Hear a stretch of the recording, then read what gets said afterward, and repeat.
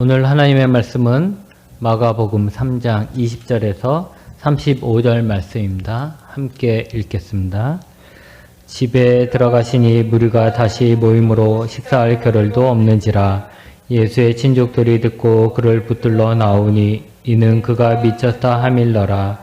예루살렘에서 내려온 서기관들은 그가 바알세불이 집혔다 하며 또 귀신의 왕을 힘입어 귀신을 쫓아낸대 하니 예수께서 그들을 불러다가 비유로 말씀하시되 사탄이 어찌 사탄을 쫓아낼 수 있느냐. 또 만일 나라가 스스로 분쟁하면 그 나라가 설 수 없고 만일 집이 스스로 분쟁하면 그 집이 설 수 없고 만일 사탄이 자기를 거슬러 일어나 분쟁하면 설 수 없고 망하느니라.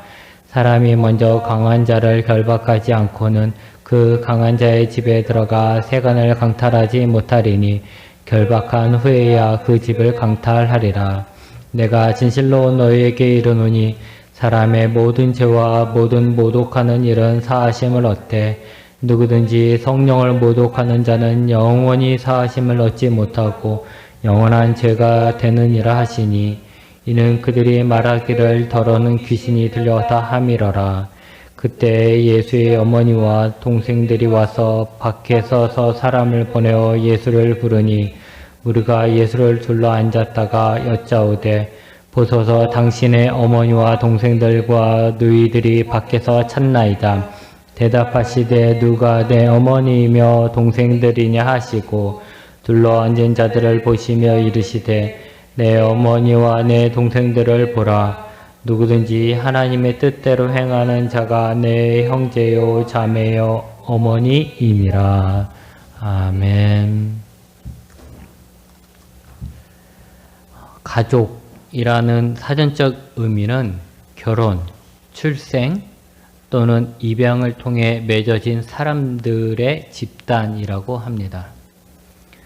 엄마, 아빠와 연결된 가장 가까운 사람들의 모임이고 그렇기 때문에 가족은 또 다른 나 혹은 나보다 더 소중한 사람들로 인식됩니다. 그런 가족이기에 가족이 나에게 가장 큰 힘이 되기도 하고 반대로 가장 큰 고통이 될 수도 있습니다. 제가 몸이 아프면서 생각했던 것은 우리 가족 중에 의사가 있었다면 얼마나 좋을까 하는 거였습니다. 만약 그렇다면 내가 좀 더 빨리 치료를 받을 수 있고 좀 더 좋은 의사에게 수술을 받을 수 있지 않을까 하는 생각을 했었습니다. 만약 법적인 문제가 생긴다면 또 생각할 것입니다. 우리 가족 중에 판사나 검사 혹은 변호사가 있으면 얼마나 좋을까.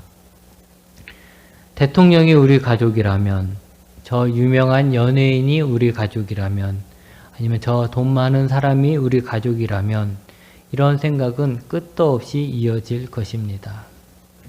그런데 이런 생각을 해보셨습니까?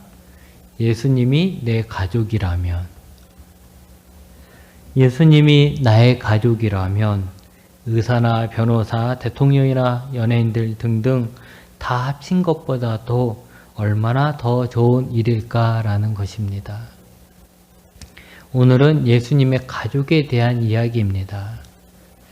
예수님이 집에 계실 때 많은 무리들이 예수님께 모여들었습니다. 그래서 예수님은 식사할 겨를도 없었다라고 했습니다. 그만큼 많은 무리들이 예수님을 보려고 예수님의 이야기를 듣기 위해서 예수님을 둘러싼 거죠. 예수님 식사도 못할 만큼 그렇게 예수님 앞에 다 둘러싸여 있는 겁니다. 아마도 이들은 예수님을 우리가 연예인 보듯 그렇게 쳐다봤을지도 모르겠습니다. 그런데 예수님이 이런 사람에게 둘러싸여 있는데 이들과 다른 무리들이 등장합니다. 예수님의 친척들, 가족들과 예루살렘에서부터 온 서기관들입니다. 아마도 우리가 그러듯 예수님을 둘러싼 사람들은 예수님의 가족들을 부러워했을 것입니다. 저 예수님의 가족이라면 자신들보다 훨씬 더 예수님과 가까운 사람들이기 때문에 얼마나 좋을까라는 생각을 했을 것입니다. 그런데 예수님의 가족들은 예수님에 대해서 이들과 다르게 생각했습니다. 예수님의 가족들이 예수님을 찾아온 것은 예수님이 미쳤다라는 소리를 듣고 예수님을 잡기 위해서 온 것입니다. 또 예루살렘에서 내려온 서기관들도 예수님이 사탄에 사로잡혔다라고 했고 예수님이 귀신의 왕을 힘입어서 귀신을 쫓아낸다라고 했습니다. 예수님하고 가까이 있는 자들과 그들 바깥에 있는 예수님의 가족과 서기관들은 예수님에 대해서 생각하는 것이 서로 달랐던 것이죠. 예수님이 하신 사역은 하나님의 나라를 선포하는 일이었습니다. 그래서 예수님은 귀신을 쫓아내셨습니다. 귀신에 사로잡혀서 고통당하는 자들에게 귀신을 쫓아내는 것이 하나님의 나라가 임했다라는 것을 증거하는 중요한 사역입니다.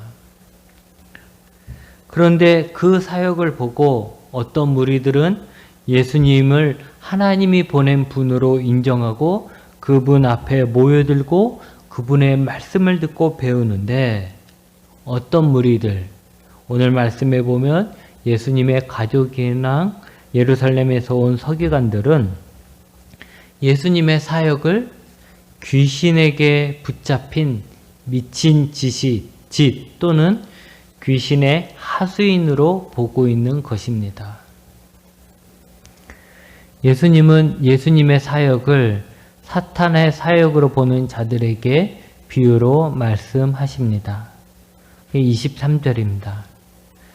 사탄이 어찌 사탄을 쫓아낼 수 있느냐라고 하셨습니다. 예수님이 하시는 사역은 사람들에게 인기를 얻기 위한 속임수가 아니라 사탄을 쫓아내는 사역이라는 것입니다. 그래서 27절에 보면 예수님이 왜 사탄을 쫓아내는지에 대해서 말씀하십니다.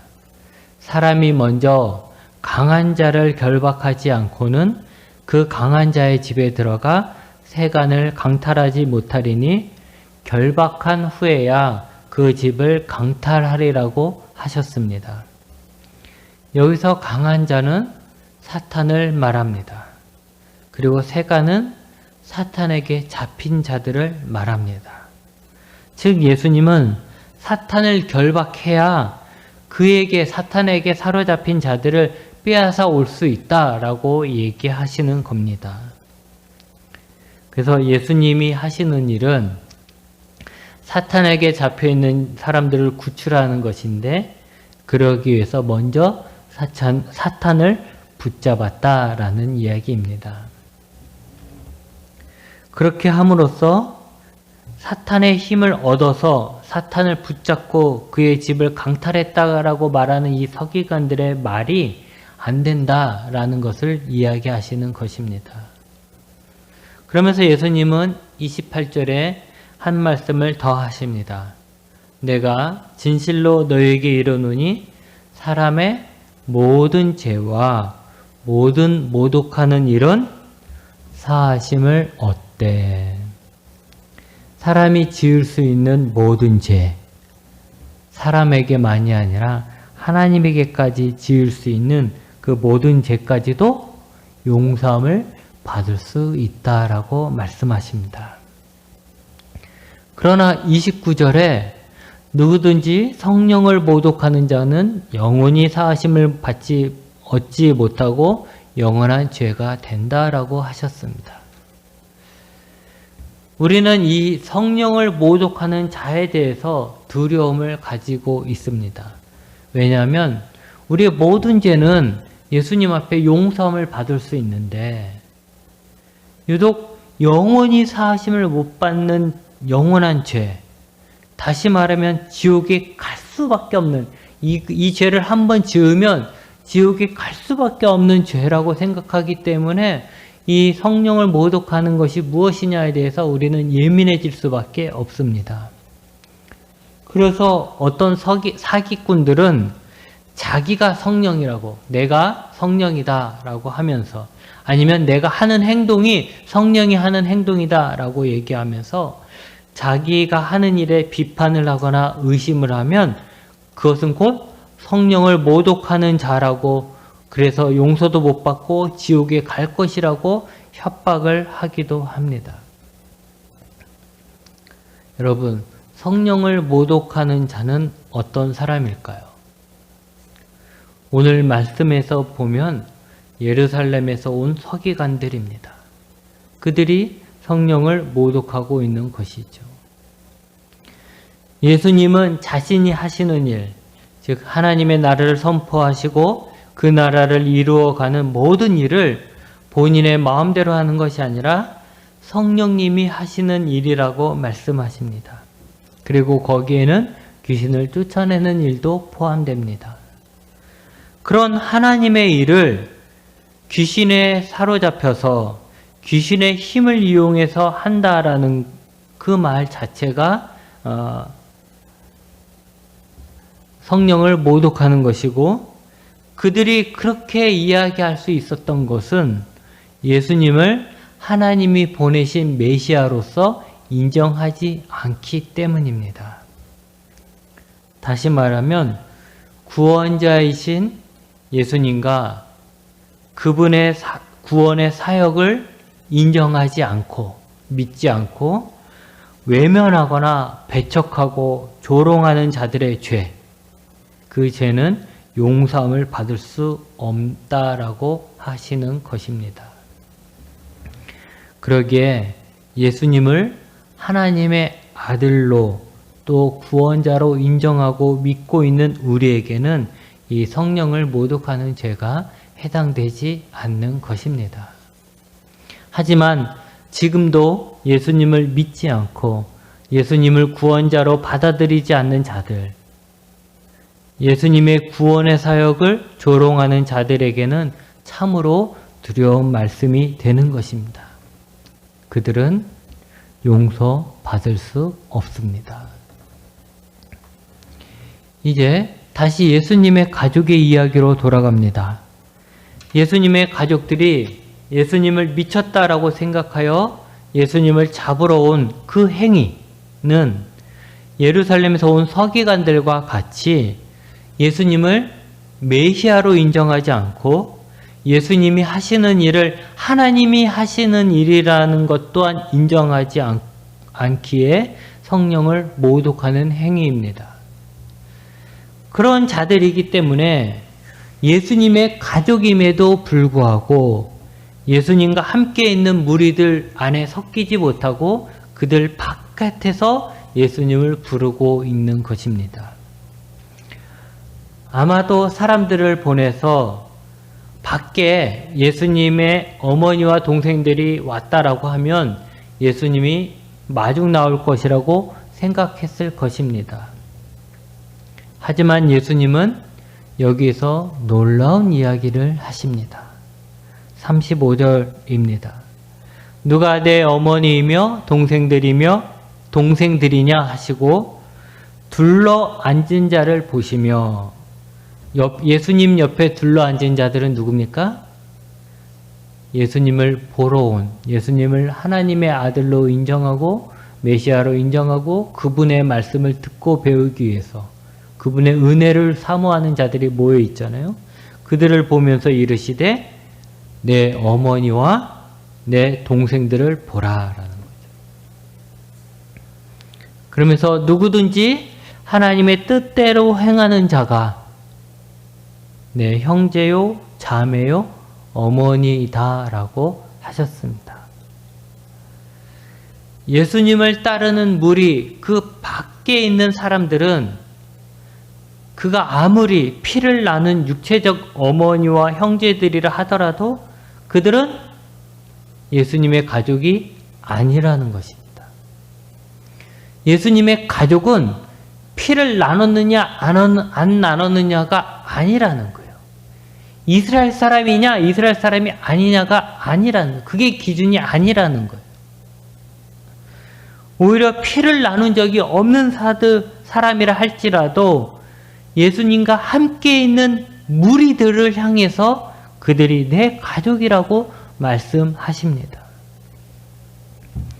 예수님이 말씀하시는 가족의 기준은 바로 하나님의 뜻대로 행하는 자입니다. 여기에는 혈연도, 지연도, 학식도 다 필요 없습니다. 내가 그래도 예수님과 같이 자랐는데, 내가 예수님을 낳았는데 필요 없다는 거예요. 그래도 내가 이스라엘 사람인데, 내가 예수님과 한 동네에 있었는데 필요 없다라는 거예요.